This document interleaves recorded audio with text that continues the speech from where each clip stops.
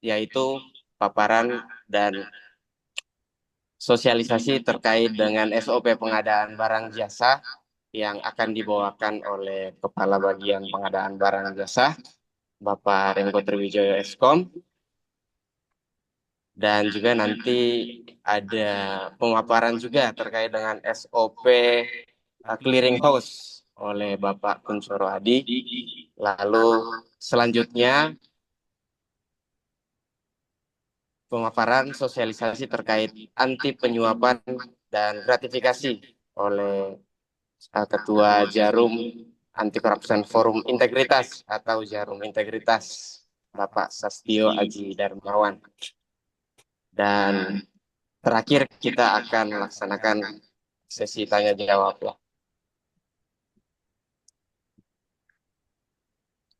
Oke, jadi uh, untuk paparan dan sosialisasi akan kita laksanakan sampai tuntas ya, mulai dari paparan pertama sampai terakhir. Untuk sesi tanya jawabnya nanti setelah semua sosialisasi, setelah semua paparan sudah disampaikan oleh narasumber. Jadi kami berharap uh, dengan senyuman yang sudah kita buka di awal tadi ya, dan juga semangat kita di pagi hari ini, Bapak, Ibu, dan teman-teman semuanya, kiranya dapat menyimak dengan baik paparan yang akan dibawakan oleh para narasumber kita yang luar biasa ya di hari ini. Mohon disimak dengan baik, mohon diikuti dengan baik, dan akan semakin baik jika di akhir nanti banyak dari Bapak Ibu dan teman-teman yang ikut berpartisipasi untuk memberikan pertanyaan atau memberikan masukan, input untuk pelaksanaan SOP dan bagaimana kita menjaga komitmen kita terhadap penyuapan dan anti korupsi.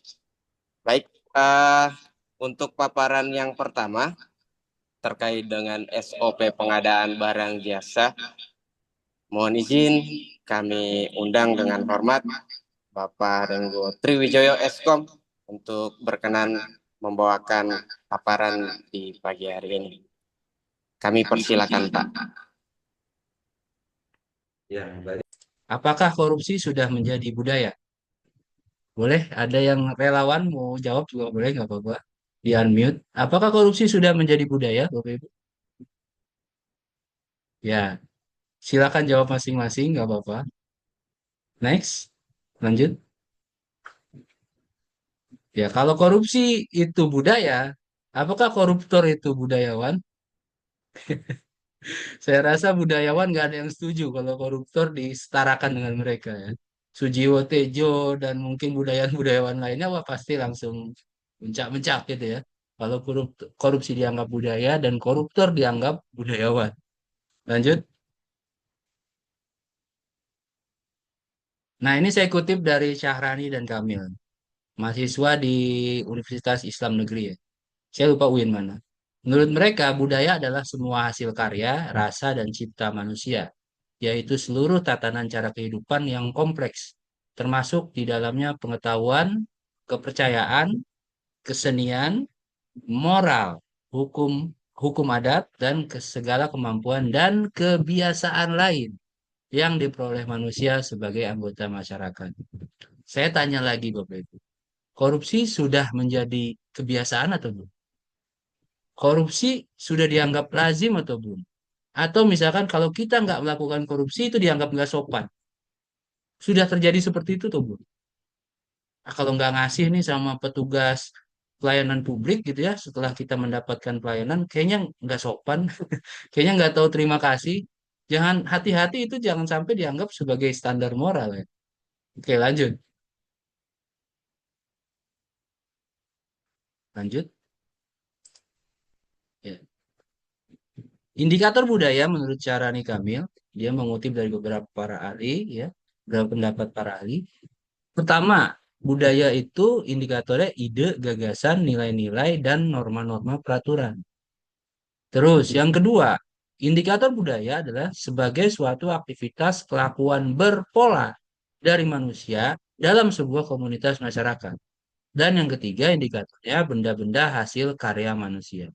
Yang ketiga, korupsi mungkin bukan benda hasil karya manusia, bukan kesenian, ya. Tapi bisa jadi masuk ke indikator pertama dan kedua. Seperti tadi yang saya bilang.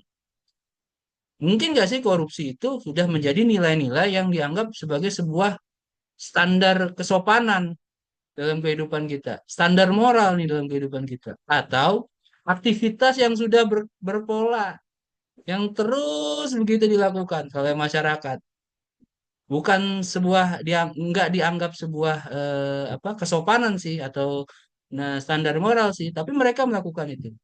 Mereka tahu salah, tapi mereka melakukan itu. Saya tanya lagi ke Bapak Ibu, korupsi sudah menjadi budaya atau belum? Lanjut, kita harus sepakat sama-sama dengan lantang dalam hati tapi ya jangan kenceng-kenceng bilang korupsi bukan budaya. Kenapa? Kata Prof. Mahfud MD, budaya pasti selalu berkaitan dengan kebaikan budi. Apabila kita beranggapan dan percaya bahwa korupsi merupakan bagian dari budaya, maka kita adalah bangsa yang pesimis dan takluk terhadap korupsi. Jadi kita rubah mindsetnya. Oke lah, kondisi di sekeliling kita sangat sulit untuk tidak bilang korupsi bukan budaya. Tapi kita harus lawan itu. Kita nggak boleh pesimis, kita nggak boleh takluk sama korupsinya. Kenapa? Karena pada awal kemerdekaan, kenyataan menunjukkan korupsi bisa diatasi kok. Bung Karno, Bung Hatta, dan para founder fathers lainnya bangsa ini itu bisa kok melawan korupsi, ya. Mereka bisa meminimalisasi ya melalui konfigurasi dan kebijakan-kebijakan politik. Ini kata Prof. Mahfud MD. Lanjut, tapi kita juga harus realistis. Karena di survei penilaian integritas Udah bisa. tahun 2024, ya secara agregat seluruh Indonesia itu menyatakan nilai indeks integritas nasional hanya sebesar 71,53 atau masuk dalam kategori rentan. Instansi pemerintah terendah ada di Kabupaten Seram bagian timur dengan nilai 52,93. Nah, instansi pemerintah tertinggi ada di BI, Bank Indonesia, 86,71. Lanjut. Nah, ini dimensi-dimensi yang ada di SPI ya. Saya tidak bacakan semua. Eh, yang merah-merah aja yang saya baca ya. Yang di merah yang tahun 2024. Contoh dari responden eksternal itu semua bilang semua instansi pemerintah itu bagus kok ya. Nilainya di atas 80 semua dan indikatornya berwarna hijau. Tapi di responden expert itu bilang indeks integritas nasional merah semua. Integritas instansi itu hanya 69,68, prevalensi korupsinya 1,08, dan integritas pelaksana SPI-nya 3,38. Lanjut. Nah, di responder internal pada tahun 2024 yang bisa jadi Bapak Ibu yang memberikan surveinya, yang mengisi surveinya sendiri, pengelolaan PBJ cuma dapat nilai 64,83 Bapak Ibu. Tapi saya yakin ini bukan di Bepom. Ini kan nilai agregat ya, rata-rata seluruh Indonesia. Sayangnya, nggak semua instansi pemerintah kayak Bepom. Masih dominan instansi pemerintah yang pengadaan barang jasanya kurang bagus. Ya, indikatornya ada di SPI ini. Pengelolaan PBJ nilainya 64,83. Sosialisasi anti korupsi pun masih terbilang rentan, hanya nilainya 70,17. Pengelolaan SDM juga cukup rendah, 65,93. Pengelolaan anggaran ya meskipun lebih tinggi di antara yang merah, yang lain ya 70,84 tapi masih dalam kategori rentan. Lanjut. Nah, kalau fokus ke pengadaannya aja, komponen rendah pada indikator pengelolaan pengadaan barang jasa ada pada pengaturan pemenang, kualitas barang, hubungan kekerabatan, dan suap atau gratifikasi. Ya, ini di aspek pengelolaan pengadaan barang jasa yang nilainya 64,83 itu terdiri dari pemilihan sudah diatur untuk penyedia tertentu, nilainya 58,54. Terus kualitas barang tidak sesuai, nilainya 55,83. Pemenang punya hubungan kekerabatan, dengan pelaku pengadaan mungkin ya, dengan PPK, dengan PP atau dengan KPA.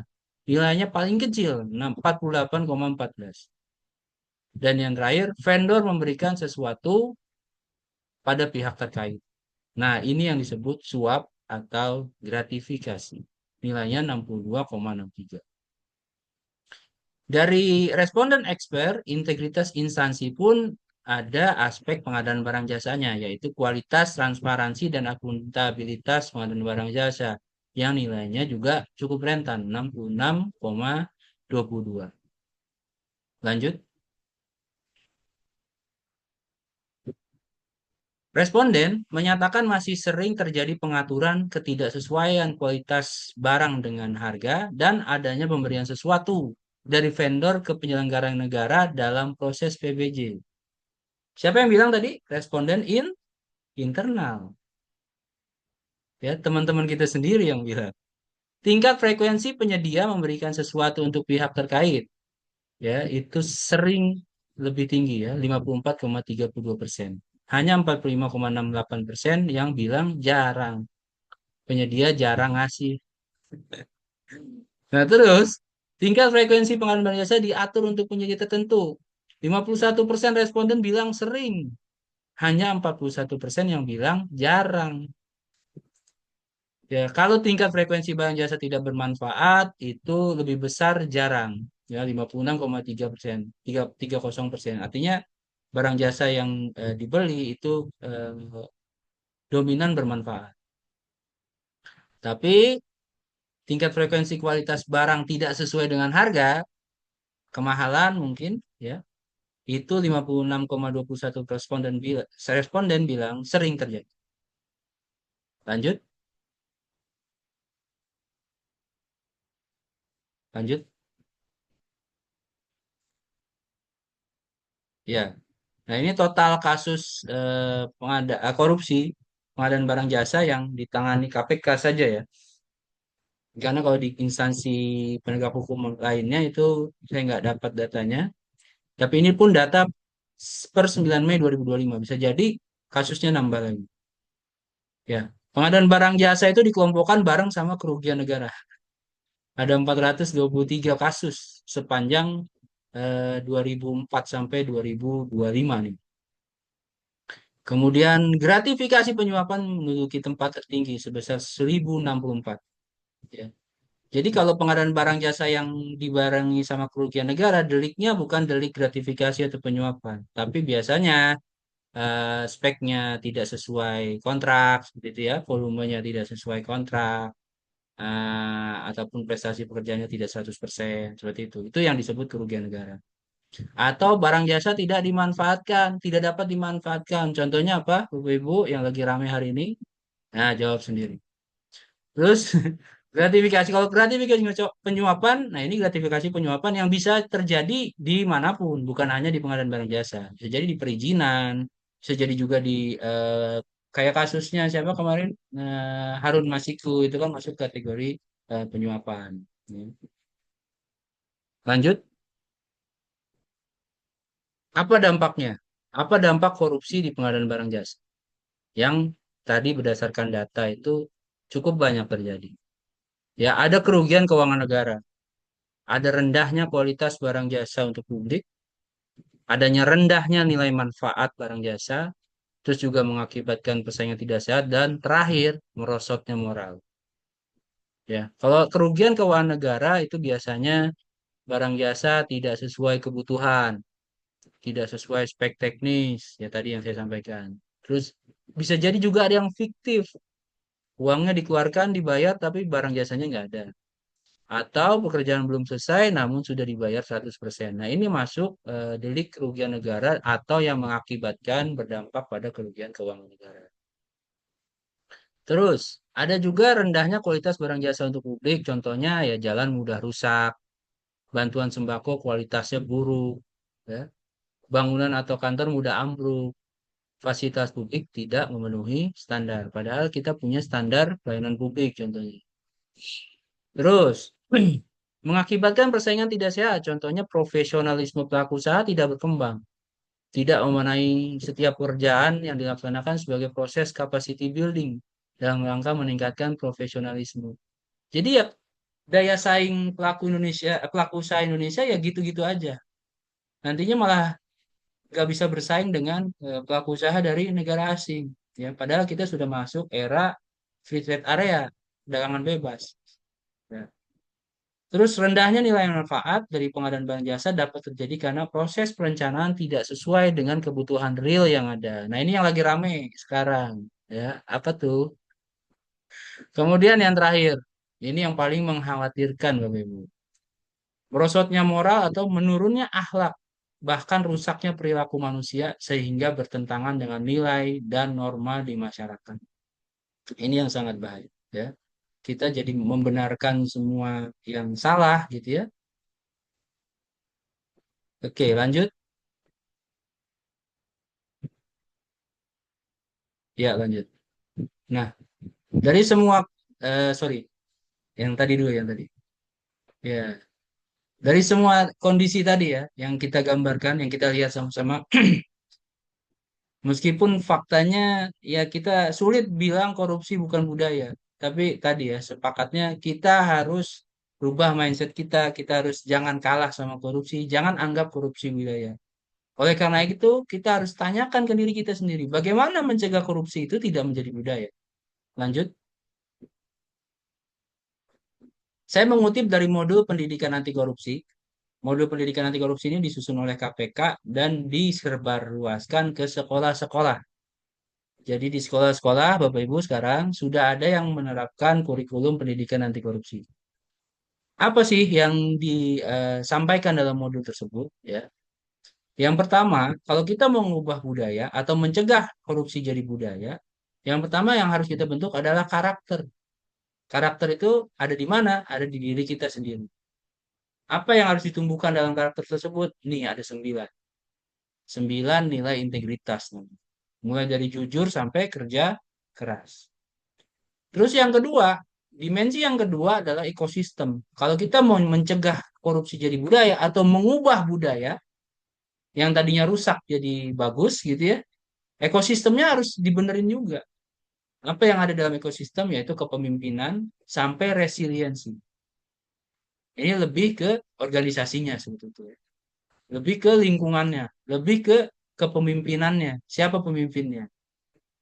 Nah, yang terakhir, dimensi yang terakhir yang harus kita perbaiki atau kita ubah itu adalah dimensi tata kelola. Karakter orangnya sudah, pelakunya sudah, terus ekosistemnya sudah, tata kelolanya juga perlu disesuaikan. Apa sih yang ada di dalam tata kelola? Yang pertama transparansi. Kalau kita ngomongin tentang pengadaan barang jasa, pengadaan kita sudah transparan atau belum? Pasti sudah pada jawabnya. Karena pengadaannya sudah lewat SPSE atau lewat katalog versi 6. Kemudian ada akuntabilitas. Sudah akuntabel belum pengadaannya? Saya yakin sudah kalau di Bepom. Dan saya yakin APIP, auditor itu juga sudah berusaha mengawal akuntabilitas instansi pemerintah dengan audit laporan keuangan ya. Seperti itu. Kemudian juga ada kepatuhan aturan. Nah, ini yang masih diragukan. Kemudian ada partisipasi ya. Partisipasi dalam kalau pengadaan ya partisipasi pelaku usaha. Jangan ada diskriminasi dalam persyaratan tender. Terus katalog versi 6 dibuka seluas-luasnya supaya itu jadi pasar yang sesungguhnya. Kemudian ada keadilan layanan, ya. Siapapun bisa mengakses layanan pengadaan barang jasa dengan sama, setara. Kemudian juga ada independensi lembaga. UKPBJ kita sudah independen belum? Nah itu. Semakin independen sebuah lembaga, tentunya profesionalitasnya juga semakin meningkat. Lanjut, ada efektivitas dan efisiensi. Sudah efektif belum pengadaan barang jasa kita? Sudah efisien belum hasil pengadaan? Dan yang terakhir, yang ini juga sangat diragukan sebenarnya. Bagaimana penegakan hukum terhadap korupsi dalam pengadaan barang jasa? Ya, kita patut apresiasi terhadap KPH ya, bahwa banyak kasus-kasus korupsi yang baru-baru ini mungkin mencuat ya. Tapi ada juga sebenarnya kasus-kasus yang sebenarnya salah sasaran. Misalkan ya kayak kerugian negara gitu ya.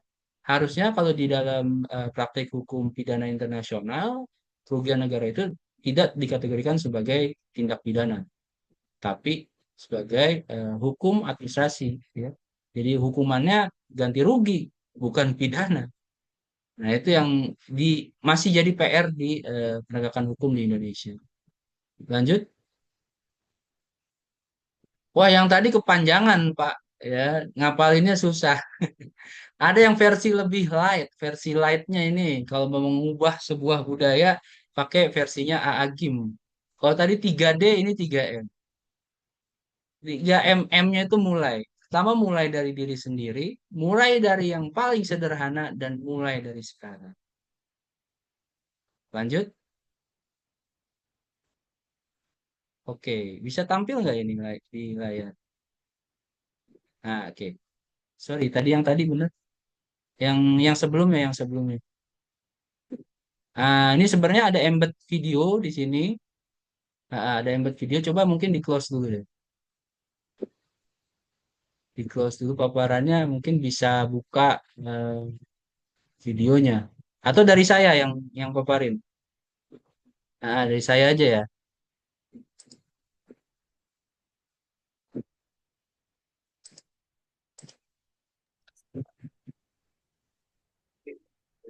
Ya, bagaimana memulai dari diri sendiri? Ini saya ada video bagus yang mungkin bisa menggugah kepedulian Bapak Ibu sekalian terhadap pencegahan korupsi dalam pengadaan barang jasa. Saya coba dulu ya. Nah, di saya bisa nih. Terlihat nggak Bapak Ibu? Mas Robin terlihat ya? Izin Pak, terlihat Pak. Mohon maaf. Terlihat ya. Saya coba dulu tes dulu, bisa keputar nggak suaranya?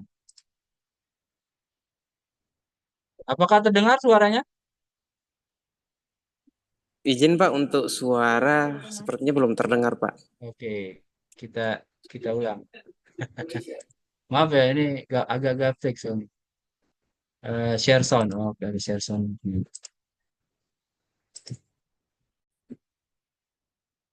Ya, kita ulang ya.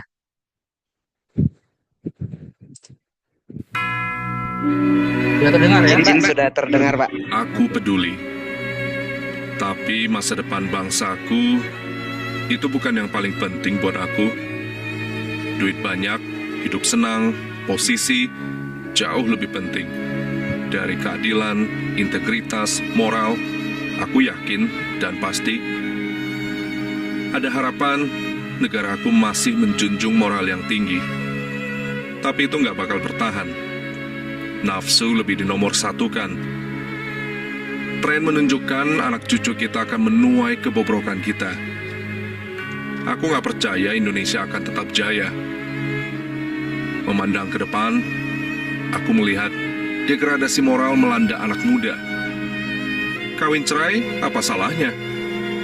Korupsi udah jadi budaya. Video mesum, itu mah biasa. Gak bisa dibilang lagi masih ada yang peduli dengan bangsa ini. Udah jelas banget, generasi ini hancur dan gak ada harapan. Sungguh sedih dan konyol kalau kita pikir kita bisa menjadikan dunia ini lebih baik. Tapi kita masih bisa membalikan itu semua. Kita bisa menjadikan dunia ini lebih baik. Sungguh sedih dan konyol kalau kita pikir generasi ini udah hancur dan gak ada harapan. Udah jelas banget masih ada yang peduli akan bangsa ini. Gak bisa dibilang lagi video mesum itu mah biasa, korupsi udah jadi budaya, kawin cerai apa salahnya, degradasi moral melanda anak muda. Memandang ke depan, aku melihat Indonesia akan tetap jaya. Aku gak percaya anak cucu kita akan menuai kebobrokan kita. Tren menunjukkan nafsu lebih dinomorsatukan, tapi itu gak bakal bertahan. Negaraku masih menjunjung moral yang tinggi. Ada harapan. Aku yakin dan pasti, moral, integritas, keadilan jauh lebih penting dari posisi, hidup senang, duit banyak. Itu bukan yang paling penting buat aku. Tapi masa depan bangsaku, aku peduli. Oke, boleh beri applause virtual buat videonya, buat pembuat. Wah, ini luar biasa Pak. Applause. juga di kolom komentar ada yang Iya, nulis iya, keren plot twistnya, keren videonya Pak. Waduh, iya, terima iya. kasih banyak Pak untuk videonya. Iya. Silakan Terima dilanjutkan kasih. Pak Nanti ini. nanti saya sampaikan ke yang buat, karena bukan saya yang buat. Kalau Bapak Ibu bisa cek videonya di YouTube ya, boleh beri like juga ya. Kasihan, bukan kasihan apa? Kita beri apresiasi buat yang membuat videonya ya. Jadi memang video itu mau menyampaikan pesan ke kita. Kalau kita peduli, ya, kita bisa membalikan pola pikir kita. Jadi tadi yang mulai dari diri sendiri adalah mulai dengan kita bangun kepedulian dalam diri kita. Kita nggak bisa bilang ya, "Eh, udah nggak ada harapan gitu buat bangsa ini. Ya udahlah, mau gimana lagi? Yang penting kita nggak kayak gitu, nggak bisa kayak gitu, Pak. Karena anak cucu kita tadi, anak cucu kita akan mengikuti abai kita. Terus kalau makin ke sini makin semua makin abai, ya korupsinya makin merajalela. Prof. Mahfud ND bilang tadi, ya kalau misalkan nggak mau korupsi dianggap budaya, ya harus kita perjuangkan gitu. Jadi stop, Bapak Ibu bersikap abai, ayo ganti dengan peduli. Oke, lanjut. Tadi mulai dari diri sendiri. Selanjutnya, mulai dari yang sederhana.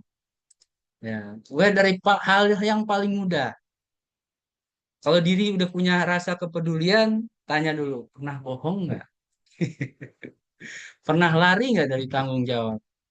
Pernah nggak disiplin? Terus masih suka bergantung nggak sama orang lain? Masih suka milih jalan pintas nggak daripada bekerja keras? Masih susah bedain mana kebutuhan atau keinginan? Atau memang kita penakut? Terus kita lebih sering lihat konten yang bikin brain rot daripada berita tentang kondisi sosial atau kemanusiaan, atau kita sekedar suka diperlakukan istimewa. Saya coba ada satu cerita, bukan cerita mungkin ya. Eh, orang kebanyakan, orang kebanyakan itu suka protes kalau haknya diambil. Bener nggak? Antrian diserobot, ya, suka protes, ih, serobot-serobot, antri dong, gitu ya. Tapi coba kalau kita diistimewakan. Kita diistimewakan itu kita nggak protes sama diri kita sendiri gitu. Kita anggap itu bahkan kita bilang ini rezeki anak soleh gitu. Kita dikasih kemudahan. Apanya yang kemudahan, apanya yang rezeki anak soleh? Itu melanggar hak orang lain juga. Jadi jangan untuk hal yang terakhir ya, yang suka diperlakukan istimewa itu kadang kita juga suka luput. Lanjut. Tadi mulai dari diri sendiri sudah, mulai dari yang sederhana. Nah, sekarang mulai dari sekarang. Ya, tolong jangan apa namanya, jangan membenci saya setelah lihat paparan pembagian ini, karena saya nanya AI. AI tolong buatin gimana ya ini ya, pakai prompt yang agak panjang, keluar ini ya udahlah saya pakai ini. Jadi kenapa kita harus mulai dari sekarang? Karena death can come anytime. Mati nggak bisa kita tebak kapan datangnya. Kalau kita nggak mulai dari sekarang, siapa tahu kita mati sebelum memulai itu semua. Ya udah jangan lama-lama di sini, serem. Oke, lanjut. Nah, kalau sudah punya kepedulian, ya tadi sudah bisa memulai dari diri sendiri, sudah mau memulai dari sekarang, ayo kita pahami juga apa sih jenis-jenis korupsi. Lanjut. Ya, sosialisasi ini kan sosialisasi anti penyuapan dan gratifikasi ya dalam pengadaan barang jasa. Nah, sebenarnya dalam Undang-Undang Tipikor, Undang-Undang 3199, Junto Undang-Undang 20 tahun 2001, ada 7 jenis korupsi yang dirinci lagi jadi 30 delik. Jenis pertama itu ya kerugian keuangan negara, diatur di pasal 2 dan pasal 3. Maaf. Jenis kedua itu suap. Dari pasal 5 ayat 1 ya sampai ke pasal 13 ya, tidak berurutan tapi loncat-loncat ya. Kemudian ada jenis penggelapan dalam jabatan, ada pasal 8, pasal 9, pasal 10. Kemudian pemerasan itu pasal 12. Perbuatan curang itu pasal 7 dan pasal 12. Konflik kepentingan dalam pengadaan, ini khusus ngomongin pengadaan itu pasal 12. Dan terakhir tentang gratifikasi ada di pasal 12. Lanjut. Semua jenis korupsi tadi bisa terjadi di PPJ. Ya, jangan senang dulu. Bukan hanya satu konflik kepentingan, bukan. Nah, di delik kerugian keuangan negara itu bisa terjadi, contohnya misalkan vendor memberikan uang ke PPK, sorry, yang bawah, PA dan PPK membuat proyek fiktif sehingga menyebabkan kerugian keuangan negara. Ya, ini delik kerugian keuangan negara. Terus geser ke atas ya. Vendor memberikan uang ke PPK agar mendapatkan rincian HPS sebelum proses tender. Ini delik apa, Bapak Ibu? Ada yang tahu? Suap, betul. Kemudian yang selanjutnya, PPK membantu PA menghilangkan bukti markup anggaran tender. Wah, mudah-mudahan ini cuma contoh ya, tidak terjadi. Ini masuk ke delik penggelapan dalam jabatan. Kemudian ada Pokja meminta sejumlah uang kepada peserta tender jika ingin dimenangkan. Ada yang tahu ini delik apa? Pemerasan, betul. Nah, ini selanjutnya PPK menunjuk perusahaan miliknya sendiri sebagai pemenang tender. Nah, ini baru konflik kepentingan dalam pengadaan. Yang secara eksplisit ngomongin pengadaan ya, menggunakan frasa pengadaan. Terus ada penyedia menurunkan spesifikasi barang jasa. Ya. Kemudian ada juga yang terakhir, sorry, yang tadi itu masuk ke delik perbuatan curang ya, menurunkan spesifikasi. Yang terakhir, PA, PPK, Pokja, PP menerima gratifikasi. Ini delik gratifikasi. Lanjut. Suap, ya, sorry, di paparan ini, ya di diskusi ini saya hanya paparkan dua jenis delik ya, suap dan gratifikasi, sesuai dengan kegiatan kita pada hari ini. Suap itu gampangnya adalah, kalau bahasa hukumnya Bapak Ibu baca aja di undang-undang, jangan dibaca di paparan, kepanjangan ya. Pemberian yang ada maunya Bapak Ibu, suap tuh ya. Pemberian yang diserahkan dengan maksud agar penerima mengikuti kehendak pemberi. Pemberian yang diserahkan dengan maksud agar penerima mengikuti kehendak pemberi, baik yang bertentangan maupun tidak bertentangan dengan kewajiban penerima. Itu suap. Ya, lanjut. Nah, ini contoh saja ya. Ada pasal yang menjerat pemberi dan pasal yang menjerat penerima dalam delik suap.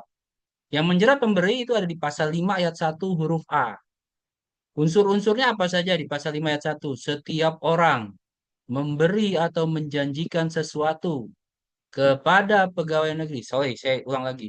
Memberi atau menjanjikan sesuatu. Barangnya belum dibeli, uangnya belum dibeli, tapi baru dijanji, udah dianggap suap. Hati-hati, oh ibu. Kepada pegawai negeri atau penyelenggara negara. Penyelenggara negara siapa? Pejabat. P3K bisa nggak? Bisa. Pegawai negeri ya udah jelas Bapak Ibu pegawai negeri.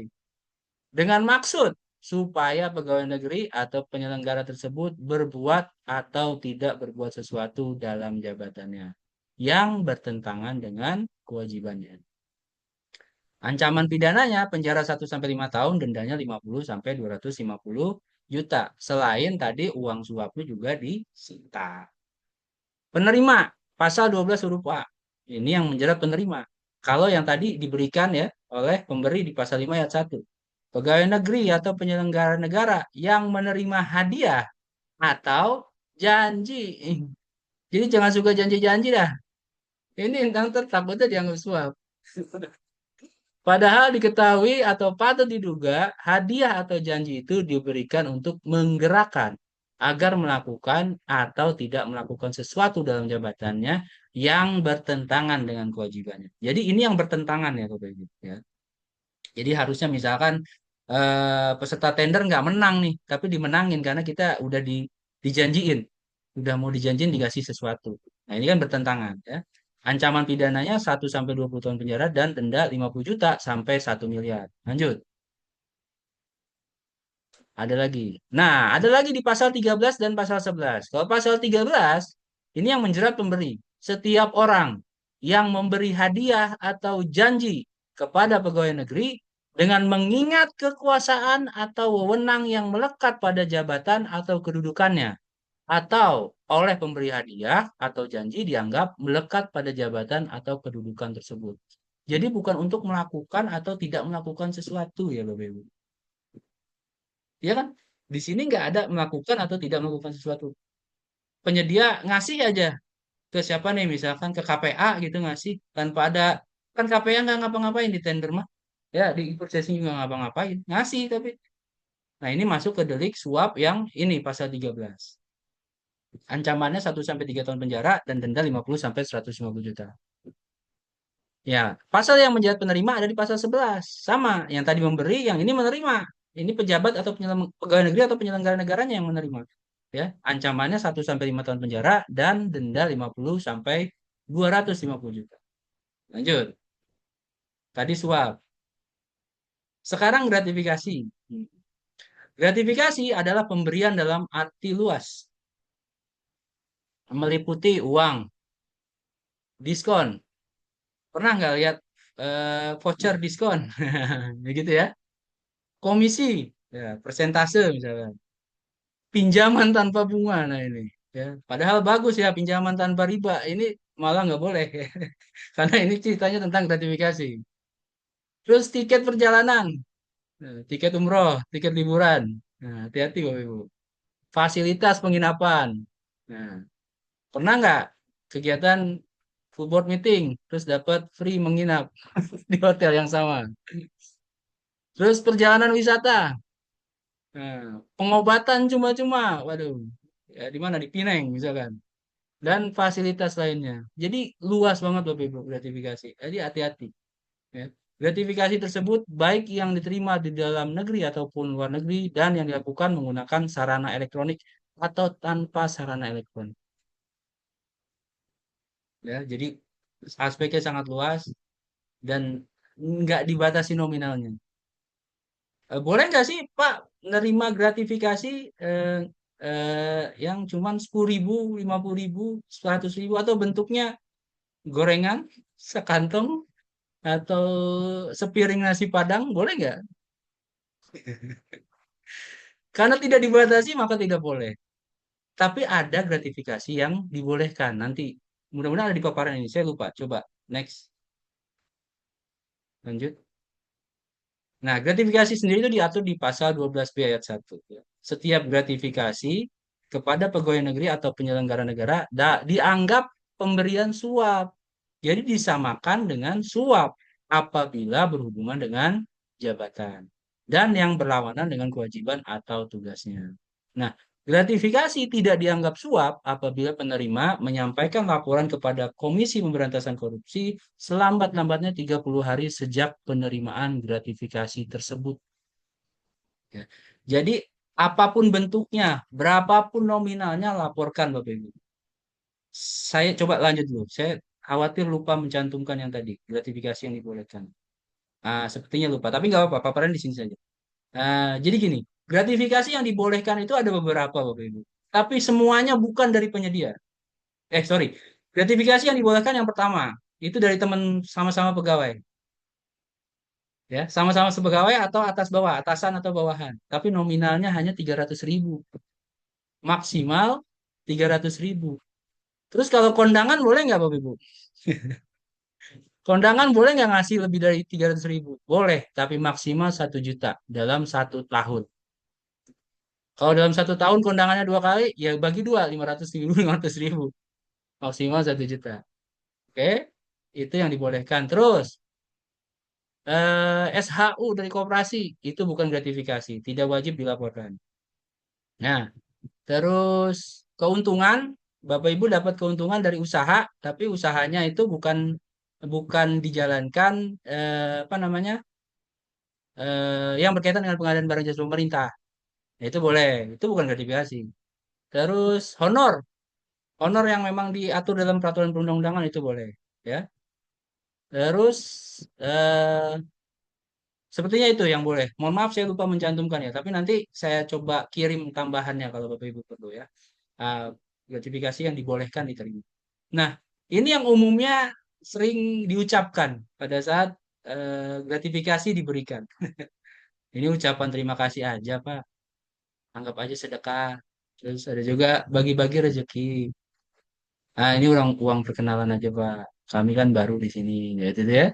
Ini saya lagi happy, lagi ada buat rezeki apapun gitu ya. Kemudian oleh-oleh, oleh-oleh dari mana gitu ya penyedianya atau teman-teman kita. Nah, pernah juga nggak, misalkan dinas ke daerah, Terus satker di daerah ngebekelin, ngebekelin oleh-oleh nilainya lebih dari 300.000. Nah, itu termasuk gratifikasi, Bapak Ibu. Apalagi kalau ya oke lah nilainya di bawah 300.000, tapi ternyata ngambil anggarannya dari memanipulasi biaya yang lain. Nah, itu nggak boleh, ya. Kemudian ada kenang-kenangan. Sudah biasa ya ngasih, penyedia udah biasa ngasih ke pelaku apa, Pokja, BPK kalau udah selesai kerjaan. Dan yang terakhir biasanya tidak ada maksud apa-apa. Nah, ini semua tidak membuat gratifikasi jadi boleh. Ya, ini kekeliruan yang besar. Lanjut. Nah, perbedaannya apa? Suap dan gratifikasi. Dalam suap harus terdapat meeting of mind, dalam gratifikasi tidak. Jadi kalau suap itu biasanya sudah deal-dealan Bapak Ibu. Nah, ya, tolong saya dimenangkan, nanti saya ada bagian yang bisa saya berikan gitu. Nilainya sekian gitu ya. Terus oke lah nilainya nggak disebut, tapi pokoknya bilang oke, deal, setuju. Itu meeting of mind. Tapi kalau gratifikasi nggak perlu meeting of mind. Bahkan dalam tender semua pure menang murni nih peserta tendernya. Penyedianya menang murni dan nggak ada deal apa-apa. Tiba-tiba setelah tender selesai atau pekerjaan selesai dikasihlah hadiah pokjanya. Nah, itu masuk gratifikasi. Dan itu akan dianggap suap kalau tadi apa? Dalam kurun waktu 30 hari tidak dilaporkan ke KPK atau ke APH atau ke unit pengendali gratifikasi yang ada di Bapak Ibu. Bahkan bisa terjadi pemberi gratifikasi pun tidak mengetahui apa yang ia kehendaki dari si penerima. Ya karena semuanya tertutup. Gratifikasi ini adalah delik korupsi paling sulit dideteksi. Ya, kalau suap biasanya bisa OTT, ya, bisa bisa dideteksi dari awal, ya, karena ada deal-dealannya, terus ada komunikasinya. Gratifikasi ini paling sulit. Dan bentuknya kan tadi ya, bentuknya luas, bukan hanya bentuknya uang. Bisa jadi tadi diskon, bisa jadi fasilitas, pinjaman bahkan dan yang lain-lain. Nah, gratifikasi diberikan bukan supaya berbuat sesuatu atau karena pejabat telah berbuat sesuatu, tetapi semata-mata karena ia pejabat. Ya, itu perbedaan. Lanjut.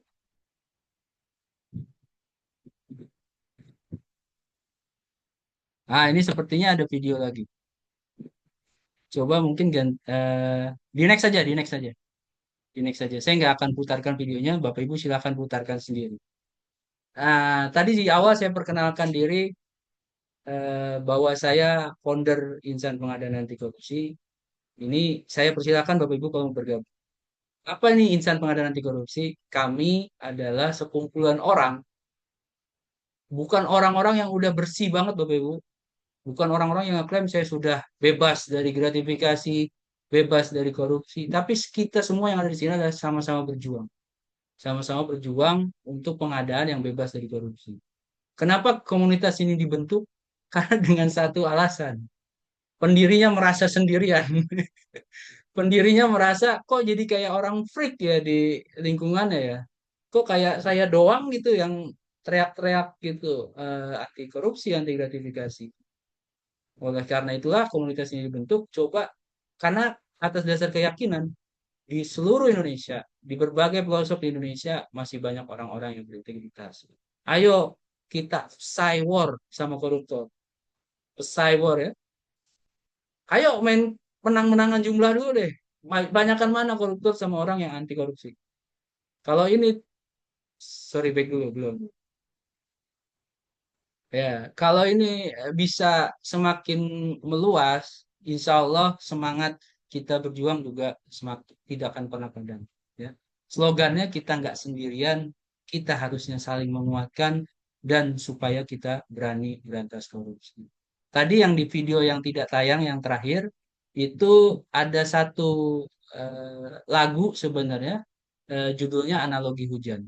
Nanti Bapak Ibu setel sendiri ya di ruangan masing-masing atau di ponsel masing-masing. Lagunya bercerita tentang analogi hujan. Apa itu analogi hujan? Saya mau menekankan tadi saya bilang gratifikasi itu adalah delik korupsi yang paling sulit dideteksi. Kadang bahkan kita menganggap gratifikasi itu rezeki.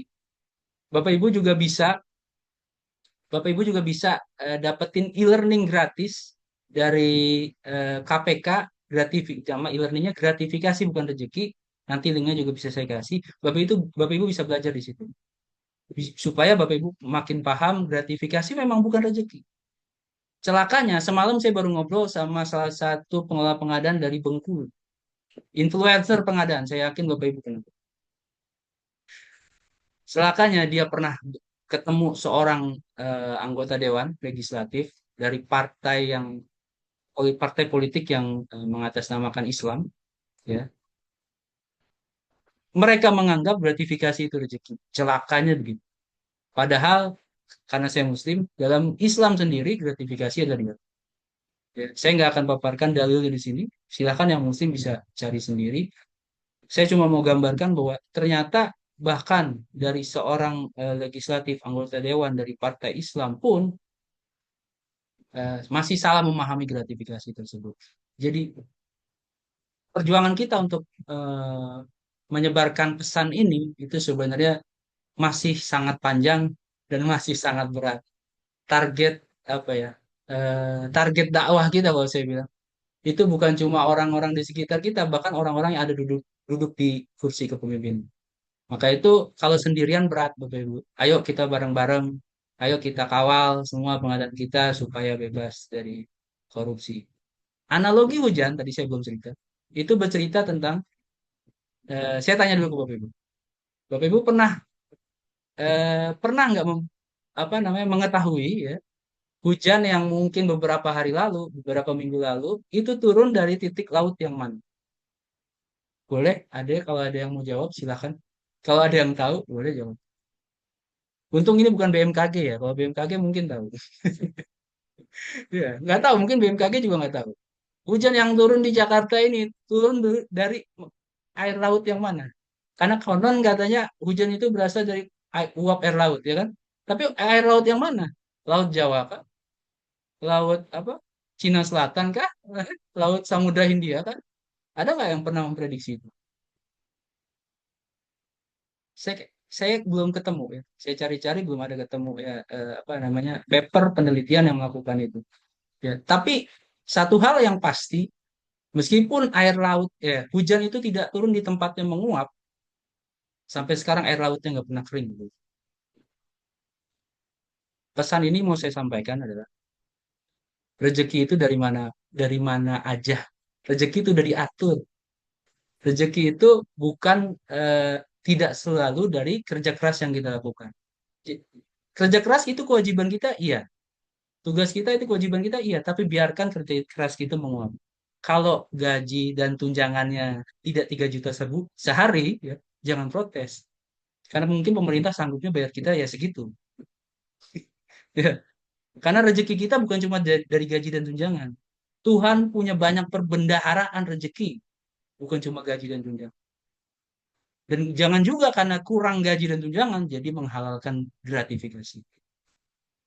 Itu aja dari saya. Lanjut terakhir, ada lagi nggak paparannya? Ya, semoga bermanfaat. Kalau ada yang perlu didiskusikan, ayo kita diskusi. Saya tutup. Assalamualaikum warahmatullahi wabarakatuh. Waalaikumsalam warahmatullahi wabarakatuh. Baik, terima kasih Bapak Sastio untuk paparan sangat-sangat luar biasa ya. Wah, Sama-sama. sudah banyak applause online deh, Pak. Materinya memang sangat Ini menarik ya, kenapa Pak ya. lagi nerbangin burung dara apa gimana? Ya, ya. Baik, mohon izin Pak, sebelumnya kami menyampaikan mohon maaf untuk kesalahan penyebutan jabatannya tadi Pak ya. Jadi bukan ketua ya Bapak Ibu, tapi Bapak Sastio Haji Darmawan adalah sekretaris dari Jarum Integritas ya. Tapi sekilas ya Pak ya, kalau anak-anak muda sekarang melihatnya kayak aura ketuanya kuat banget begitu Pak. Ketua saya lebih ini lagi.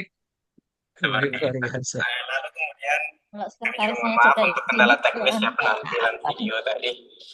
Siap, siap. luar biasa. Sangat menarik apa yang disampaikan, ada singkatan 3D, ada 3M ya. Mulai dari diri sendiri, mulai dari yang sederhana dan mulai dari sekarang. Saya jadi berpikiran bahwa ada 3 pihak yang berperan penting ya untuk melawan penyuapan dan korupsi ini ya. Tiga pihak itu siapa?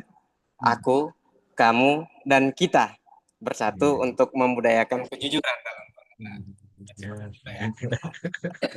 Baik, mohon izin tanpa berlama-lama lagi, kita akan masuk dalam sesi yang inti ya, yaitu diskusi tanya jawab. Kami memberikan kesempatan untuk 3 penanya pertama ya, silakan untuk presiden. Nanti jika masih ada waktu akan dibuka termin selanjutnya untuk membuka pertanyaan melalui Slido ya yang sudah di input oleh Bapak Ibu. Baik, untuk kesempatan pertama nanti mohon izin menyebutkan nama dan asal unit kerja ya, lalu selanjutnya menyampaikan pertanyaan. Untuk yang pertama kami persilakan kepada Bapak Aldiki Pratama ya dari P3 OMN. Kami persilakan Pak. Ya, terima kasih. Mohon maaf, apakah suara saya terdengar dengan jelas? Terdengar dengan jelas Pak. Ya, terima kasih. Saya izin bertanya Pak Sastio. Kebetulan kan saya ditempatkan di unit kerja yang terkait dengan pengujian di laboratorium ya. Nah, terkadang itu ada calon penyedia ya, bukan penyedia sih, calon penyedia begitu ya, yang menyediakan reagen misalnya atau alat begitu ya, yang mereka itu mempresentasikan reagen mereka begitu. Jadi butuh waktu sehari, 2 hari, atau 3 hari begitu ya untuk mereka mempresentasikan reagen mereka begitu. Nah, di saat itu biasanya mereka berinisiatif sendiri untuk menyediakan semacam kayak makan siang misalnya begitu ya, atau membawa kue misalnya begitu. Nah, itu saya izin konfirmasi, itu termasuk gratifikasi yang boleh atau tidak ya, Pak? Iya, Saya langsung saya jawab atau Ya. ditampung Baik, dulu, Mas? mohon izin Pak, ditampung dulu sebentar ya Pak. Oke, Barangkali siap-siap. ada 2 penanya berikutnya, biar sekalian kita selesaikan termin 1 dulu ya. Barangkali masih ada Bapak Ibu yang mau bertanya di termin yang pertama ini, kami persilakan.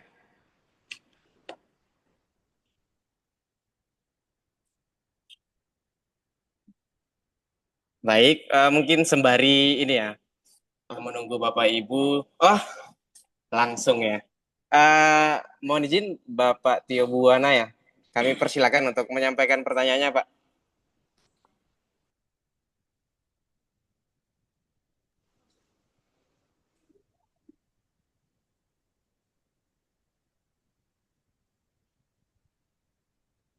Izin, Pak. Tes, Suaranya tes. belum terdengar.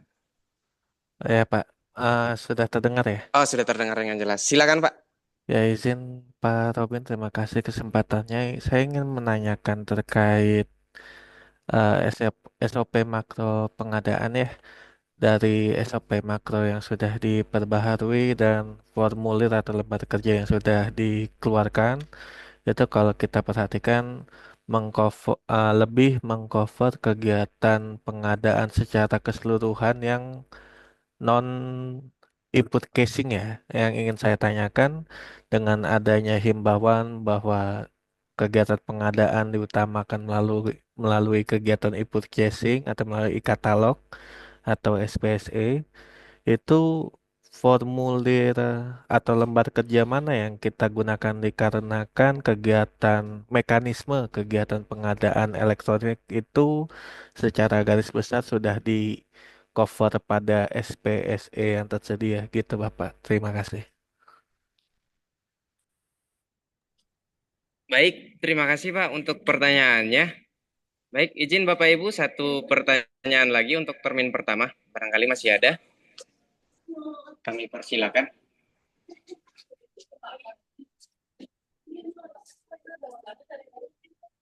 Baik, sembari menunggu ya, barangkali nanti masih ada yang mau bertanya.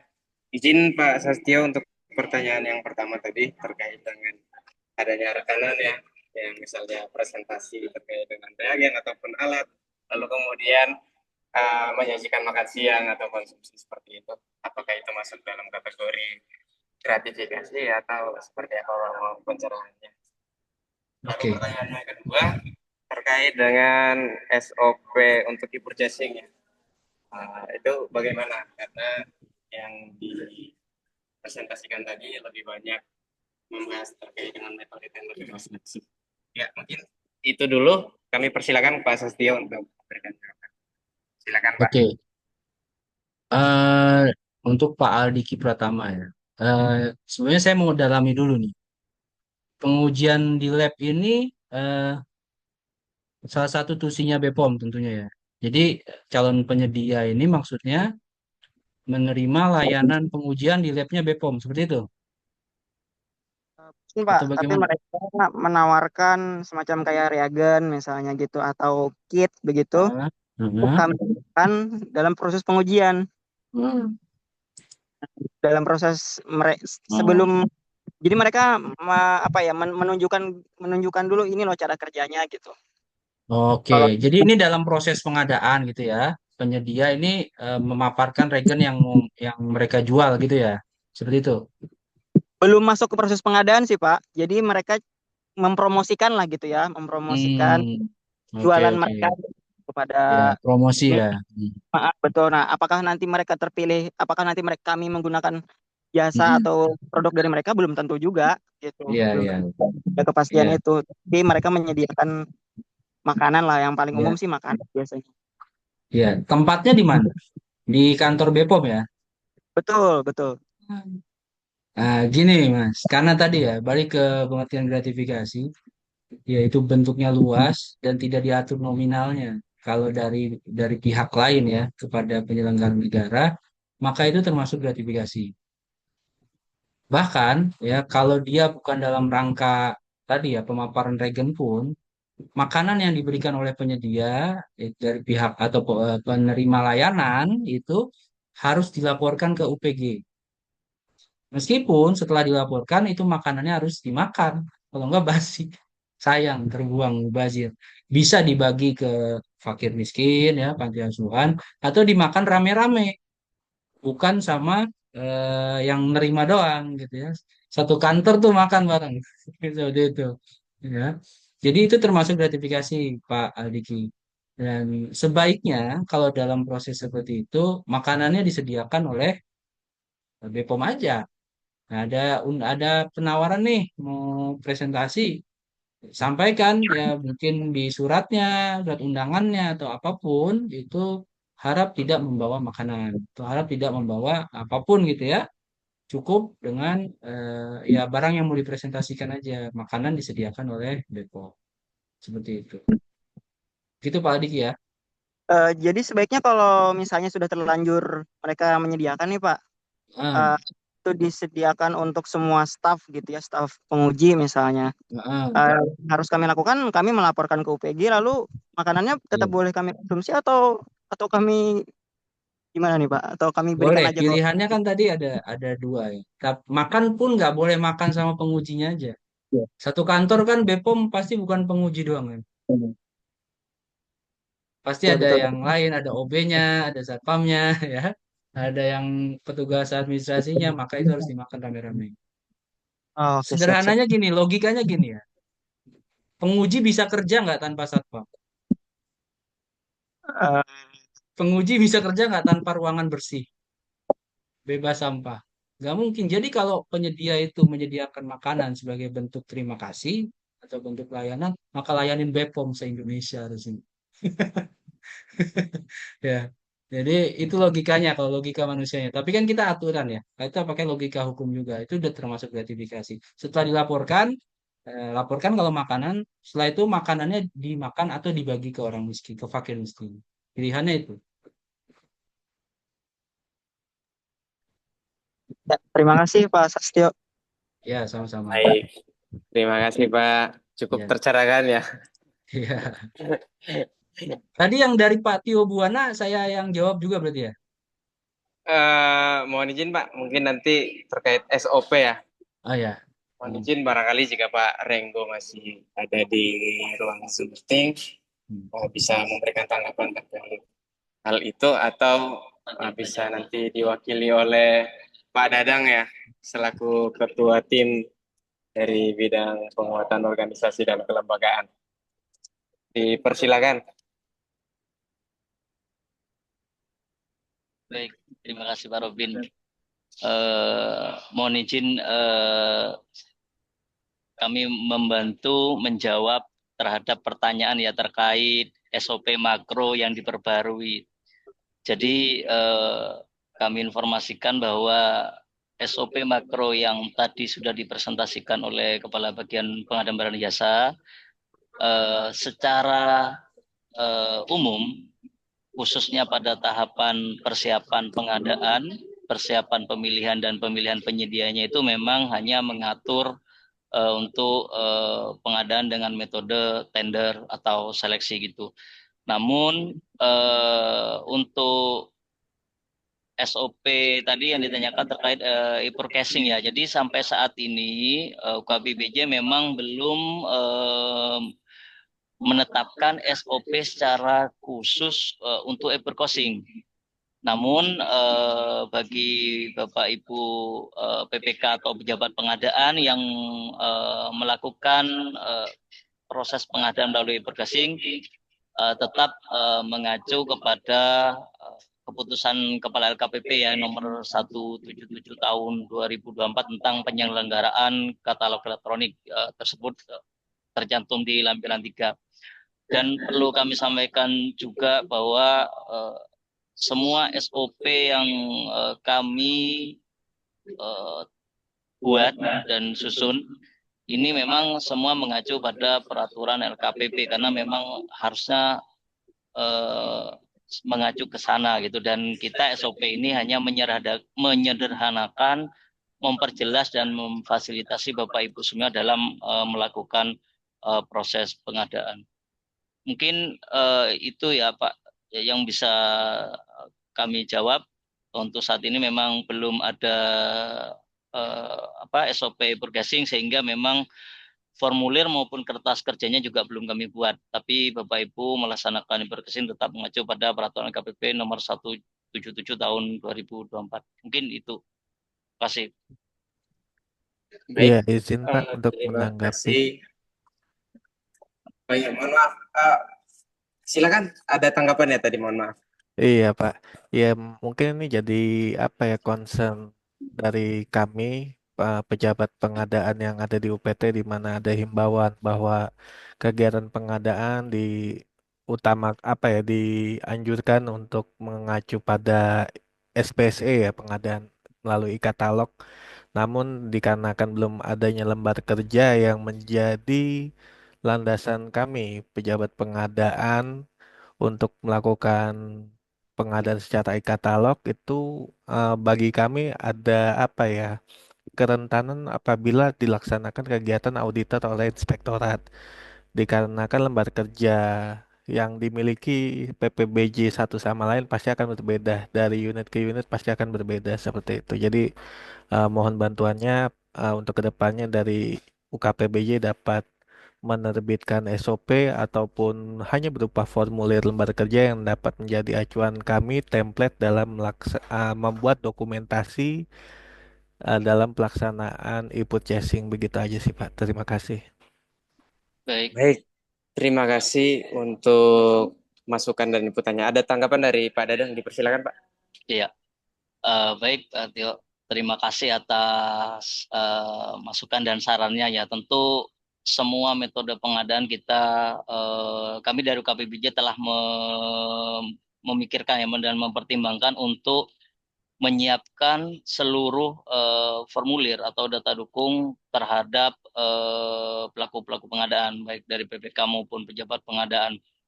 Namun karena ini memang masih berproses dan ini SOP yang tadi dipaparkan merupakan tindak lanjut dari audit kinerja juga, jadi kita selesaikan dulu, baru untuk next mungkin berikutnya nanti kita siapkan, baik itu SOP pengadaan langsung atau SOP e-forecasting dan sebagainya juga kita pertimbangkan untuk kita susun dan ditetapkan. Mungkin gitu. Makasih Pak. Makasih. Baik, terima kasih Pak Dadang. Mungkin izin menambahkan juga sedikit ya. bahwa sebetulnya kami dari tim kelembagaan juga sudah mencoba untuk menyusun ya, sedang dalam proses menyusun SOP khusus untuk pengadaan langsung ya. Memang belum menyentuh e-purchasing ya dan penunjukan langsung. Nah, ini kami berproses tahap demi tahap ya Bapak Ibu. Tapi kalau Bapak Ibu mengingat, kalau nggak salah minggu lalu apa bulan lalu ya, ada sosialisasi juga ya terkait dengan pelaksanaan PL di masing-masing satpol ya secara bergantian.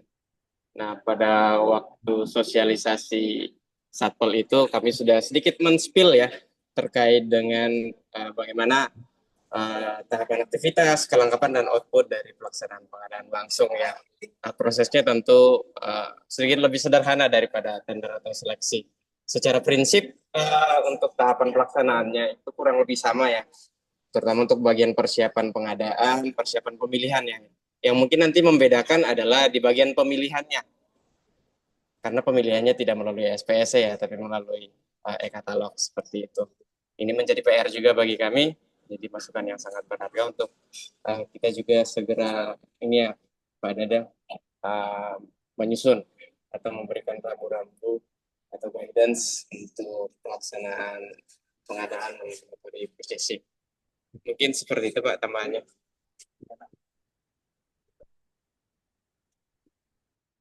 Baik, di Zoom meeting izin ada satu penanya ya. Silakan Bu Hamdana untuk menyampaikan pertanyaannya.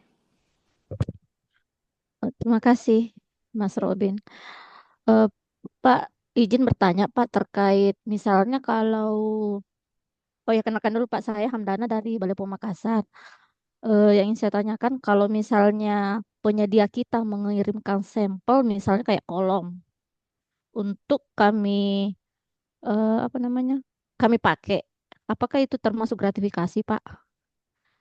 Karena untuk menguji keandalan produknya kayak gitu Pak, Boleh apakah diulang, Bu? dibolehkan? Maaf, boleh diulang sedikit. Oh ya, misalnya kalau penyedia mengirimkan barang Pak Mm-mm. untuk kami pakai untuk menguji Mm-mm. keandalan produknya kayak gitu Pak.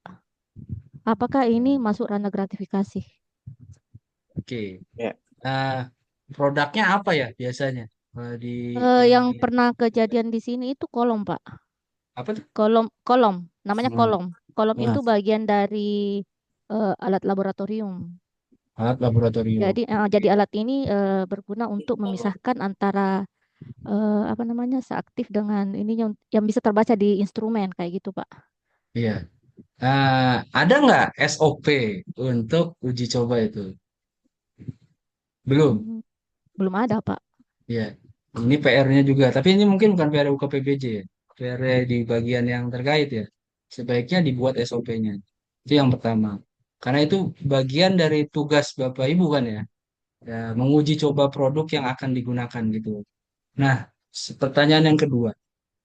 Apakah uji cobanya itu memang dalam rangka uji coba atau justru digunakan juga untuk apa namanya memberikan pelayanannya Bepom. Menurut Biasanya saya, sih, nah, maaf Pak. gimana? Biasanya Gimana, sih Bu? begini Pak. Kalau ada produk barunya mereka, ini kan bersaing nih. Produk ini kan banyak nih kompetitornya Pak. Ya, Jadi salah satu trik marketingnya mereka itu yang mm-mm, mengirimkan sampel untuk meyakinkan ke user ini ke user iya, Pak. Jadinya kan dipakai user untuk iya, membandingkan dengan produk sejenis yang sudah familiar dengan mereka kayak gitu Pak biasanya. iya. Cuma saya selama ini takutnya masuk gratifikasi karena harganya lumayan Pak. Di atas Harusnya 20 lumayan. juta kalau kita beli ya. Hmm. Kayak gitu. Pertama gini Bu, gratifikasi itu harus dinikmati oleh Bapak Ibu, pegawai atau penyelenggara negara sebagai pribadi. Ya, kalau ini apa tadi alat laboratorium, bisa nggak buat keperluan pribadi Bapak Ibu? Tidak bisa, Pak. Kami jual ini juga tidak ada yang mau beli, Pak. Iya Hanya bisa makanya. untuk dipakai menguji sih. Makanya pertanyaan saya yang tadi, apakah digunakan sebagai uji coba, memang hanya uji coba, atau digunakan justru untuk melaksanakan pelayanannya Bepom? Menurut saya harus dibedakan. Dalam rangka uji coba, maka ya uji coba saja. Oke lah, misalkan uji coba tadi alat laboratorium, tapi bukan dalam rangka pelayanannya BPOM. Yang dalam rangka pelayanan BPOM yang sudah beli dong, yang sudah ada, yang sudah dibeli duluan gitu kan. Jadi pertanggungjawabannya masing-masing, Bapak Ibu. Nah, maka dan perlu juga dibuat SOP-nya. Bagaimana kalau kita mau uji coba nih? Ya, supaya objektif, supaya uji coba ini juga bukan dalam rangka tadi ya marketing ya, tapi khawatirnya jadi kayak mensiasati supaya oh ini layanannya pakai yang ini aja nih dari barang-barang uji coba, jangan gitu juga, ya kan? Kan BPOM juga punya anggaran kan buat operasional layanan. Jadi perlu dibedakan sih menurut saya. Cuman kalau gratifikasi atau bukan, ini bukan gratifikasi menurut saya. Karena gratifikasi itu melekatnya ke pribadi, bukan ke organisasinya gitu ya. Ini kan tidak laku dijual juga, bukan untuk kepentingan pribadi juga. Seperti itu. Baik, Pak. Terima kasih atas penjelasannya, Pak. Jadi kalau Ya. misalnya kayak karangan bunga, kue dalam rangka ulang tahun kantor, boleh, Pak ya? Dan boleh saya tanya dulu. Oh ya, Boleh nggak, Pak? kalau Iya, pribadi iya. itu Soalnya kami karena terus terang Pak, ada seperti yang Bapak jelaskan bahwa ketika es biru kami dari penyanyi Dinkes. mendapatkan pemberian dalam bentuk apapun itu, kami Enggak, jadinya maksudnya agak saya horor karena kan tertinggal harus yang bawasnya harus pernapasan. mendokumentasikan, melapor segala Iya. macam Pak, dan misalnya kayak kue itu kami harus serahkan ke misalnya ke panti asuhan. Begitu. Eh, jadi kadang-kadang Pak dalam rangka ulang tahun kantor pun semua kami tolak. Tapi kalau misalnya dibolehkan, Hmm. apakah boleh dan tidak masuk gratifikasi Pak kalau dalam rangka ulang tahun kantor? Karena diberikannya dalam rangka ulang tahun kantor kayak gitu sih. Iya. Gimana Nah, Pak? Kasih Pak. tanpa perayaan, saya yakin tanpa perayaan, tanpa seremoni ataupun ya pengumuman-pengumuman bahwa BPOM akan berulang tahun, BPOM tetap akan melayani masyarakat dengan baik. Nama baik BPOM bukan hanya satu hari di hari ulang tahunnya. Prestasi BPOM, nama baik BPOM itu merupakan hasil kerja keras teman-teman BPOM sepanjang tahun. Ya, jadi kalau hanya kok pas ulang tahun saja itu dirayakan ya dalam tanda kutip, kalau emang harus dirayakan kenapa di hari itu aja? Harusnya setiap hari ya, karena BPOM berprestasi setiap hari.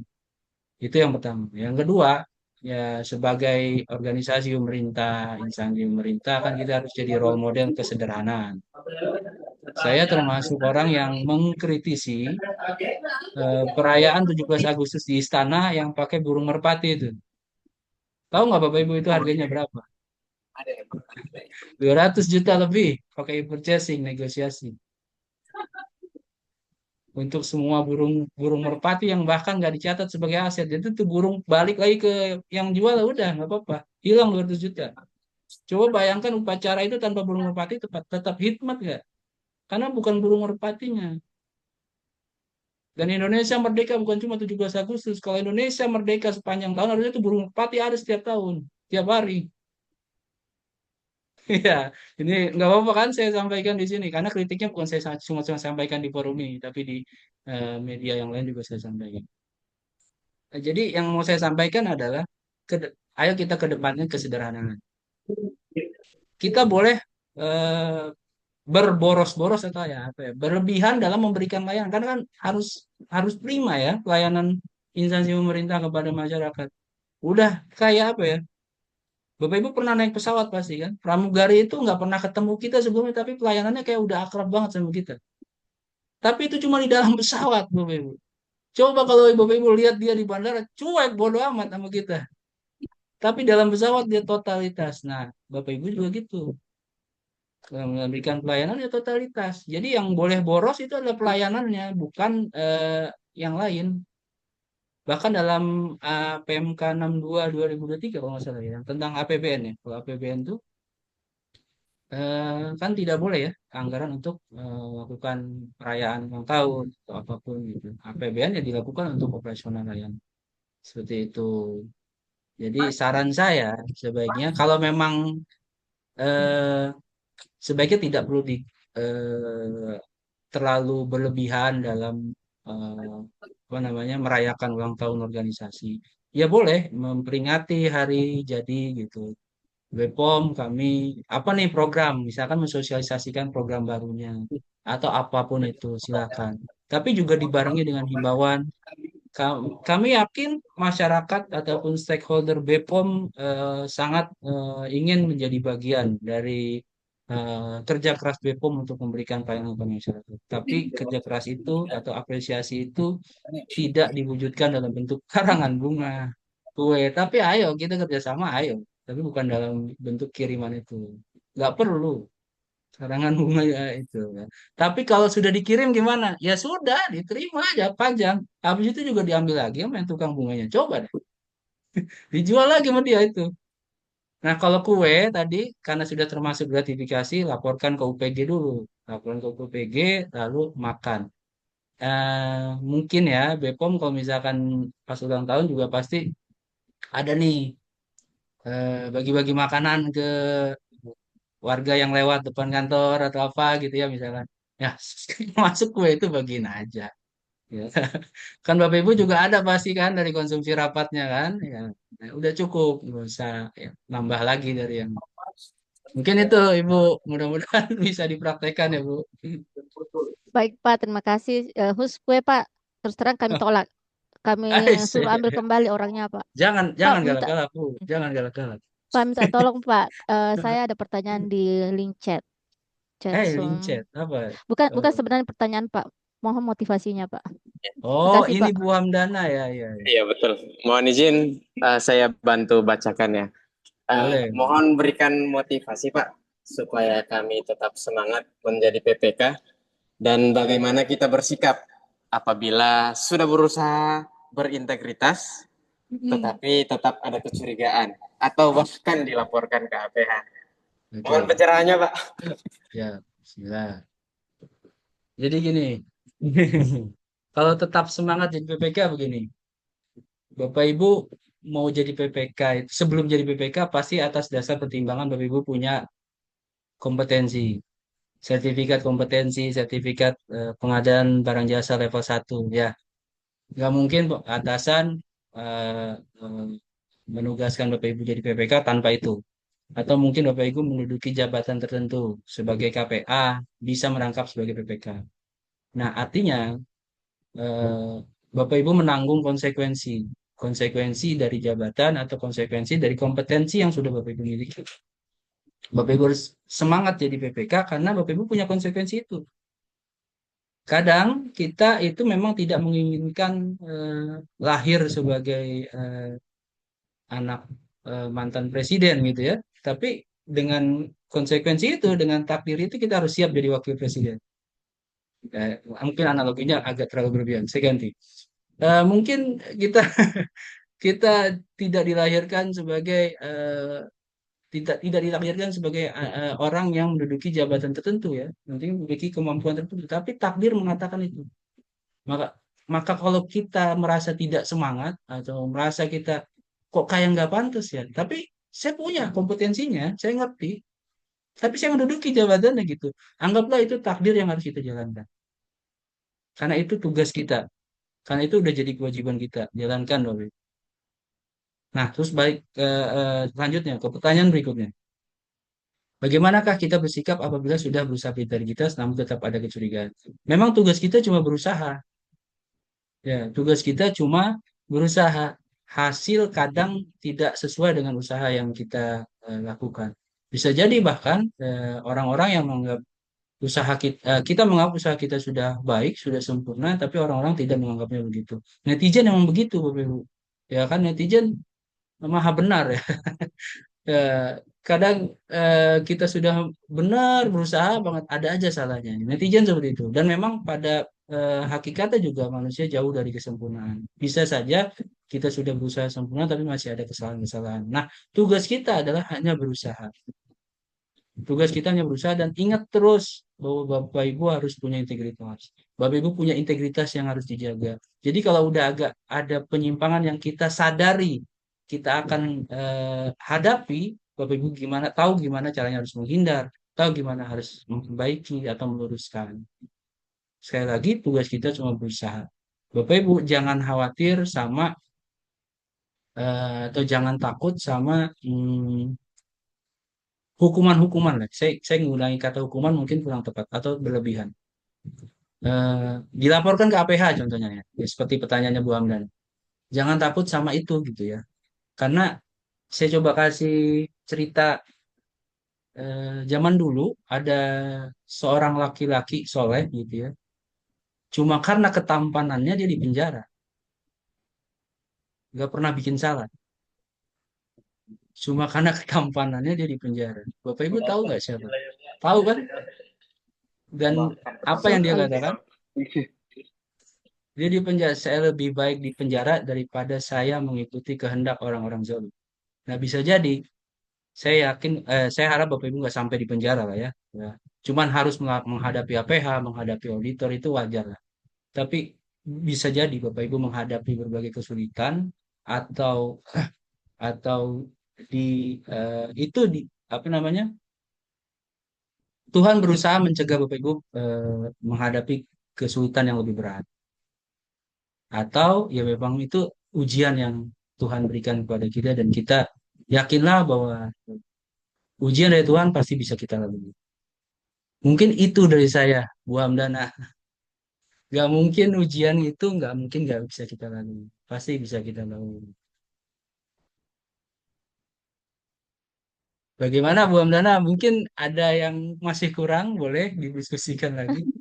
Terima kasih banyak Pak, super Hmm. sekali Pak. Insya Allah berusaha Hmm. untuk menerapkan seperti yang Bapak sampaikan tadi. Amin ya.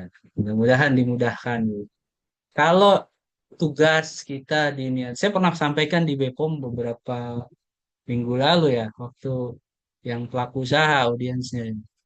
Kalau kita niatkan eh, pekerjaan kita sebagai ibadah gitu kan, insya Allah Tuhan bantu. Tapi kalau cuma niatkan cuma buat cari uang, ya Tuhan juga mikir-mikir bantunya ya. Ini apa kerjanya bukan buat dalam rangka menyembahku, nggak usah lah aku bantu-bantu juga gitu kan. Tapi kalau kita niatkan ibadah, ya kita dengan integritas kerjanya, pasti Tuhan bantu. NTB Bu, nanti Tuhan bantu. Mungkin itu dari saya Bu Hamdana. Semangat ya Bu. Baik, terima kasih Pak Sastio. Mohon izin Bu Hamdana, apakah sudah cukup clear, sudah cukup tercerahkan? Sangat Baik, memotivasi dan baik. sangat jelas penjelasan Bapak. Kasih Pak. Baik, terima kasih. Mohon izin, barangkali ada satu penanya terakhir, kalau misalnya masih ada kami persilakan. Atau jika sudah tidak ada, izin kami mengambil pertanyaan satu ya Pak ya, dari Slido yang rasa-rasanya sangat relevan untuk dijawab oleh Bapak Sastio ya. Jadi ada pertanyaan seperti ini Pak, terkait dengan pengadaan Chromebook ya. Ada yang bertanya, apa yang bisa dipelajari dari kasus itu Pak? Seperti itu. Iya. Mohon izin Ini pencerahan. saya harus hati-hati memilih kata-katanya karena juga kasusnya masih beracara kan ya, para para tersangkanya masih diperiksa. Kalau yang saya baca dari berita ya, yang saya pernah kumpulin beritanya karena saking pengen tahu masalahnya di mana gitu. Yang pertama adalah eh, Pak Menteri nonaktif Pak Nadiem itu sebelum menjabat sudah mulai mempersiapkan program-programnya gitu kan, seakan sudah yakin sekali itu bakal diangkat. Nah, yang saya baca di beritanya, sayangnya salah satu yang dibahas dalam temuan terbatas itu sebelum dia dilantik jadi menteri adalah sudah langsung mengarahkan salah satu pihak yang akan menjadi penyedia gitu. Padahal kalau cuma bahas program yang yang disusun ya sah-sah aja ya, mau jadi menteri mau punya program kan sah-sah aja. Cuman mungkin pembahasannya belum sampai ke siapa yang akan bantu saya menjalankan program tersebut, lagi dari level pelaku usaha. dan sebenarnya dia nggak perlu sampai ke situ. Yang saya baca seperti itu. Kemudian yang kedua, ketika regulasinya disusun ya, standar laptop untuk pendidikan itu kalau nggak salah tahun 2000 berapa itu 2021 ya, saya agak lupa, pas COVID kalau nggak salah itu. Nah itu disusun sudah mengarah ke spek tertentu. Nah, bukan salah produk hukumnya sebenarnya, bukan salah regulasinya, tapi proses pembentukan regulasinya. Kenapa? Karena dalam proses pembentukan regulasi tersebut atau standar laptop tersebut, ada orang-orang yang dipilih bukan dengan objektif ya. Misalkan ada konsultannya itu adalah ya konsultan yang sebelumnya sudah diarahkan nanti kamu ke sini ya arahnya speknya ya diberitakan seperti itu. Itu yang kedua. Jadi prosesnya juga sudah keliru. Hasil akhirnya ya ini Bapak Ibu bisa menilai sendiri. Yang ketiga, kalau proses pengadaannya saya yakin nggak ada masalah. Saya yakin nggak ada masalah.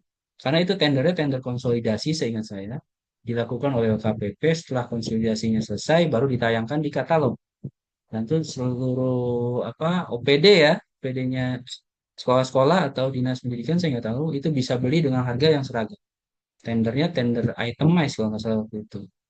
Nah, harganya tinggi bahwa ada pemberitaan harganya tinggi terus tidak sesuai dengan harga pasaran gitu.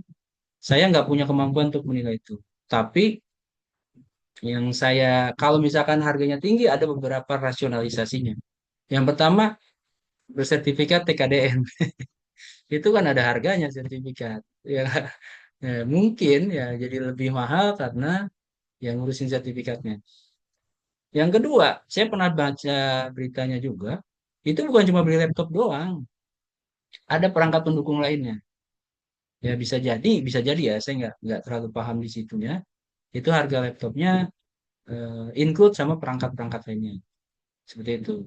Tapi menurut saya, yang di situ di proses pengadaannya sampai ke pembentuk harga, sampai harganya terbentuk, itu menurut saya nggak ada masalah. Karena itu pure hasil tender ya.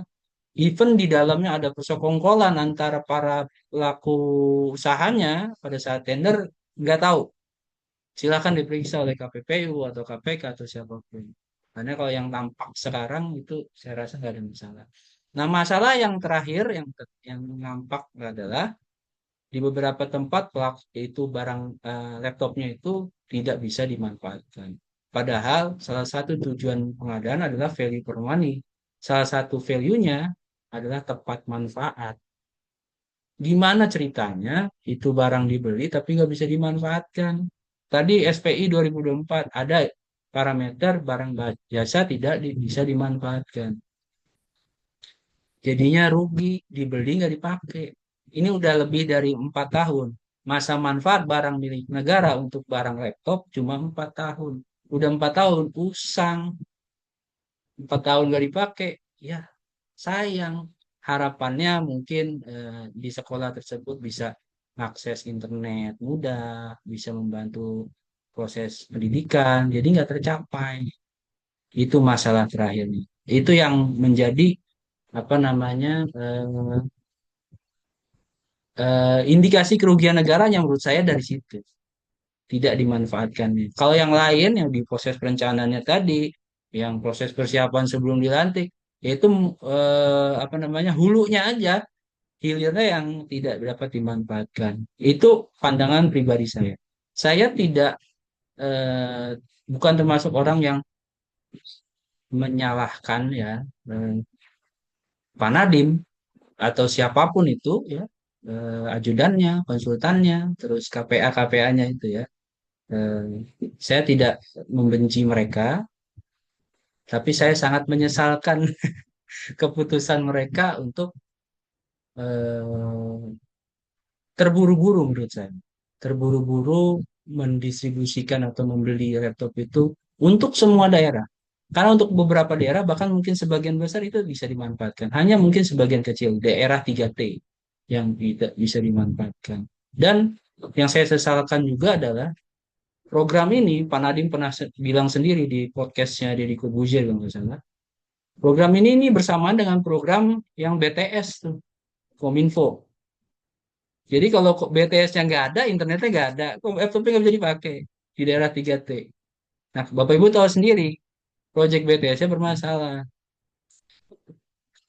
Ini bisa jadi imbas juga dari proyek BTS tersebut gitu. Yang sangat saya sesalkan adalah bukan di proyek laptopnya, di proyek BTS ini. Gara-gara ini satu proyek ke bawah-bawah semua proyek, dan bukan cuman proyek laptop ini, Chromebook bisa jadi yang lain juga. Target-target pemerintah pembangunan apa targetnya, daerah 3T tujuannya apa itu buat bikin BTS ya. Ini hanya satu aja yang mengemuka, bisa jadi ada masalah-masalah lain yang kita nggak tahu. Itu aja sih teman-teman dari saya yang bisa kita ambil pelajaran ya tadi, rencananya harus benar-benar tepat sasaran, bisa tepat manfaat. Dan kalau itu pengadaannya terkait dengan proyek lain di pemerintahan, ah, harus ada tim khusus ya, yang tim ad hoc yang memang eh, ini nggak bisa nih tim laptop sama tim BTS jalan sendiri, karena tim laptop butuh BTS buat laptopnya bisa kepake. Nah itu monggo diterjemahkan harus gimana timnya tuh. Quality assurance harus bagaimana. Itu dari saya, terima kasih. Baik, terima kasih Pak Sastio untuk tanggapan dan jawabannya. Bapak Ibu, sudah sampailah kita di penghujung kegiatan ya. Boleh mungkin kita berikan reaction terbaik kita di sesi akhir sosialisasi ini. Bisa tepuk tangan, bisa love, bisa jempol, atau apapun reaction itu. Kita memberikan apresiasi yang setinggi-tingginya ya kepada Kepala Biro Umum yang telah membuka kegiatan hari ini, juga kepada para narasumber, Kepala Bagian Pengadaan Barang Jasa, lalu Pak Kuncoro Adi, dan terakhir paparan dari Pak Sastio Aji Darmawan yang telah memberikan materi dengan sangat-sangat baik ya, seperti itu.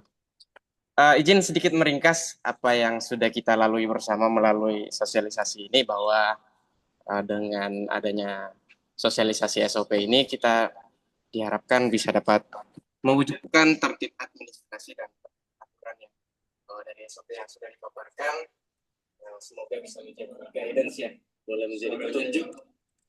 menjadi petunjuk bagi Bapak Ibu semuanya untuk lagi-lagi mencatat apa yang harus dikerjakan atau mengerjakan apa yang seharusnya dicatat, seperti itu. Moga-moga bisa membantu ya, menjadi petunjuk untuk melaksanakan tahapan pengadaan. Dan di sesi selanjutnya tadi kita juga sudah dipaparkan terkait dengan komitmen untuk anti penyuapan dan korupsi ya, bahwa setiap tahapan pengadaan yang kita lalui rasa-rasanya jika dasarnya adalah integritas, kalau menurut Pak Sastio Aji Darmawan, seharusnya kita tidak takut ya untuk menghadapi apapun kalau misalnya memang integritas sudah menjadi dasarnya, seperti itu.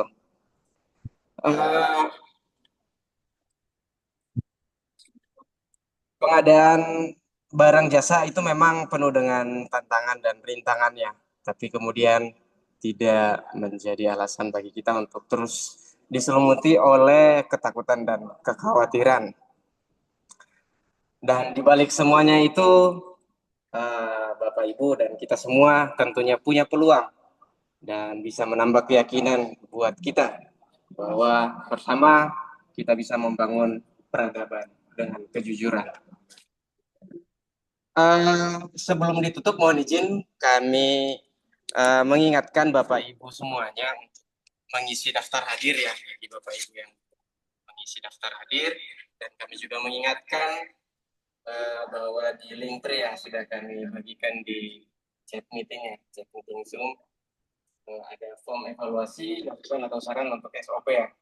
Jadi barangkali nanti Bapak Ibu setelah membaca materi SOP yang sudah dipaparkan hari ini, barangkali ada masukan atau ada saran terkait dengan perbaikan SOP untuk kedepannya, jangan sukar-sukar untuk dituliskan di form evaluasinya, seperti itu.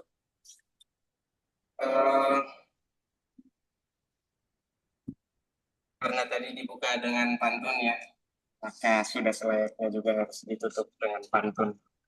Jalan-jalan ke Perindapan, Cakep. secara kebetulan bertemu dengan mantan. Artinya, Sosialisasi SOP, anti penyuapan, dan gratifikasi telah kita laksanakan. Pengadaan barang jasa yang bersih, akuntabel, dan transparan menjadi wajib untuk selalu kita utamakan. Baik, kami sekali lagi menyampaikan terima kasih kepada Bapak Ibu semuanya, dan saya mohon maaf apabila ada yang tidak berkenan ya dari kata-kata atau misalnya ada kesalahan dalam penyebutan dan kesalahan teknis lainnya. Sampai berjumpa di kesempatan berikutnya. Terima kasih ya. terima kasih Mas Robin, izin live ya. Terima kasih.